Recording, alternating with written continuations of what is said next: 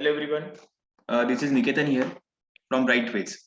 तो आज का जो हमारा टॉपिक ऑफ डिस्कशन है which is all related to MBA CET. तो एमबीए सीईटी होता क्या है, एमबीए सीईटी में मार्क्स कितना होता है एंड एमबीए सीईटी का स्ट्रक्चर क्या होता है, ये अब आज हम अंडरस्टैंड करेंगे। ओके, तो बेसिकली कोई भी थर्ड ईयर का student whether is from BAF, BBA, BCom, okay, engineering, fourth year के engineers, doctor, okay, anybody from recognised university से जिन्होंने ग्रेजुएशन किया है, they all can appear for this upcoming MBA CET. Okay, जो DT government of Maharashtra conduct करती है, right. तो अगर आप महाराष्ट्र में देखोगे तो there are many types of an MBA, full time MBA, part time MBA, correspondence MBA, executive MBA, distance MBA. तो मेजरली फुल टाइम एमबीए को कंप्लीट करने के लिए आपको सीईटी देना पड़ता है। ओके, तो लास्ट ईयर को अगर हम स्किप करेंगे तो अभी तक ये सीईटी हर साल मार्च के महीने में होता था। Every year this MBA CET, okay, is happening in the month of March. March के सेकेंड संडे को जो मार्च होता था, 14-15 मार्च, इसके ऊपर ये सीईटी होती थी। लेकिन last year because of this corona pandemic situation ये सीईटी 16, 17, 18 सितंबर को गवर्नमेंट ने कंडक्ट की। तो दिस ईयर अगर ये सिचुएशन कंट्रोल में रही, अगर कुछ प्रॉब्लम नहीं हुआ, तो डेफिनेटली ये सीईटी आइदर मार्च, अप्रैल और मई, इस एक मंथ में कभी ना कभी तो हो सकती है, राइट। तो एमबीए के लिए आप कहाँ भी अप्लाई करते हो तो एमबीए के दो टाइप्स होते हैं, एमएमएस, पीजीडीएम, उसके बारे में हम अलग वीडियो बनाएंगे। लेकिन किसी भी एमबीए के प्रोसेस, एमबीए में अगर आपको एडमिशन चाहिए अच्छे कॉलेज में, तो आपको सीईटी, फिर जीडी, पीआई, ये प्रोसेस हर कॉलेज के लिए वेरी होता है। एमएमएस के लिए वेरी होता है, पीजीडीएम के लिए वेरी होता है। एमएमएस में ये जीडीपीआई कहाँ पे कॉम्पिटिट, मतलब वो उसको इतना इंपॉर्टेंस नहीं दिया जाता, लेकिन पीजीडीएम में it is one of the most important process of any your selection process. And document verification ये बहुत इंपॉर्टेंट प्रोसेस होती है, तो इसके बारे में हम अलग से वीडियो बनाएंगे।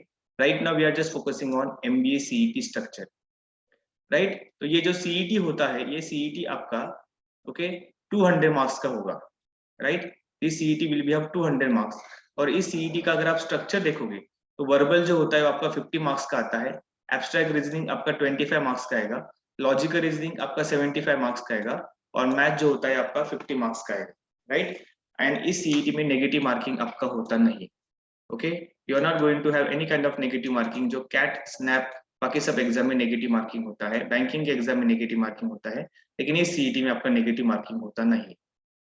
तो 200 क्वेश्चंस होते हैं, ये क्वेश्चन आपको 150 मिनट में सॉल्व करना होता है, ओके। तो अगर आप चैप्टर वाइज देखोगे तो चैप्टर बहुत डिफिकल्ट लेवल के नहीं होते, मॉडरेट लेवल के, मीडियम लेवल के, और कुछ कुछ चैप्टर डेफिनेटली डिफिकल्ट लेवल के होंगे। इंग्लिश पे देखोगे तो आपका RCA, reading comprehension, similar opposite meaning, sentence arrangement, sentence improvement, grammar, parajumble, बराबर। तो इंग्लिश अगर आप अच्छे तरीके से मेहनत करते हो एंड अगर आप 50 में से 25 मार्क्स टू 30 मार्क्स भी लाने में अगर सक्सेसफुल होते, इसके लिए जबरदस्त मेहनत तो चाहिए चाहिए, बराबर। लेकिन आपको कॉमन सेंस और थोड़ा सा आपका हार्डवर्क कैपेसिटी, मॉक अगर आप अच्छे से सॉल्व करते हो तो definitely it is achievable segment. Then abstract reasoning में अगर आप जाओगे, एब्स्ट्रैक्ट रीजनिंग मतलब डायग्राम का पार्ट, ये एफ जो होता है ये मिरर में ऐसा दिखेगा, ये एफ जो है ये वाटर में ऐसा दिखेगा, बराबर। तो water image, mirror image, analogy, series, paper folding, paper cutting, grouping of images, तो ये नॉर्मल चैप्टर्स को कंसिडर करके 25 मार्क्स का ये चैप्टर बनता है। Okay, very easy chapter. अगर आपके पास क्रिएटिव सेंस है, अगर आप डायग्राम के साथ अंडरस्टैंड कर सकते हो, analytical skill plus creative skill को अगर आप यहाँ पे कंबाइन करने में सक्सेसफुल हो गए तो it's very easy for you to score.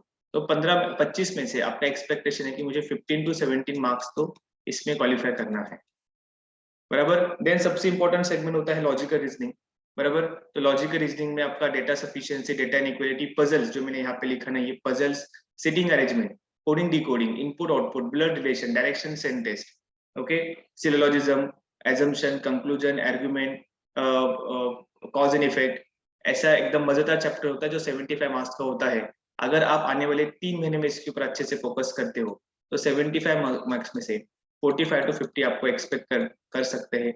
अगर आप अच्छे से मॉक टेस्ट 18 से 20 मॉक टेस्ट अगर सॉल्व करते हो तो is very easy for you to go ahead. फिर बीच लास्ट में बचता है आपका कॉन्ट्स, मैथ्स। तो मैथ्स में 50 marks is very crucial marks. तो इस 50 में से डी है डेटा इंटरप्रिटेशन 15 मार्क को कंट्रीब्यूट करेगा। ओके, फिर प्रॉफिट एंड लॉस है, सिंपल कंपाउंड इंटरेस्ट है, प्रोबेबिलिटी है, नंबर सीरीज है, एरियाज है, बराबर। उसके बाद average, percentage, ratios, okay, then pipes, system. Okay, मजेदार तरीके का ये चैप्टर होता है अगर आप इसको अच्छे तरीके से सॉल्व कर पाए। एंड मैथ्स में अगर आप 15 से 20 मार्क का अगर एक्सपेक्टेशन रख पाए, it is very easy for you to get into top 20 schools of Mumbai, Pune and Maharashtra, बराबर। तो अगर आप प्रॉपर स्ट्रेटेजी करते हो तो 25 प्लस 15 हो जाता है 40, 40 प्लस 45 आपका हो जाएगा 85, 85 प्लस 20 हो जाता है 105, बराबर। और 105 प्लस लास्ट में नेगेटिव मार्किंग नहीं होता।